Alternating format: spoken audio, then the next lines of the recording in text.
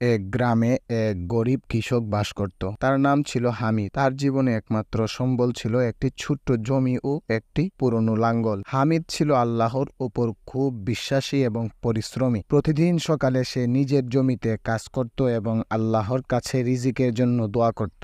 একদিন গ্রামের লোকেরা বলল, তুমি এত কষ্ট করছো কিন্তু তোমার জমিতে ফসল ভালো হচ্ছে না। অন্য কোনো কাজ করো, তা না হলে তোমার জীবন চলবে না। হামিদ হেসে বলল, আমার কাজ হলো পরিশ্রম করা, আর ফলাফল আল্লাহর হাতে। আমি বিশ্বাস করি আল্লাহ আমার জন্য যা ঠিক তাই করবেন। 1 বছর পর আল্লাহর রহমতে হামিদের জমিতে এত বেশি ফসল হলো যে তা বিক্রি করে সে প্রচুর অর্থ উপার্জন করতে পারল। গ্রামের লোকেরা অবাক হয়ে গেল এবং বলল, তোমার এত বড় সাফল্যের রহস্য কি? হামিদ বলল, ধৈর্য ও পরিশ্রম এবং আল্লাহর উপর বিশ্বাসই আমার সাফল্যের মূল চাবিকাঠি। আল্লাহ সবসময়ই আমাদের জন্য ভালো পরিকল্পনা করে,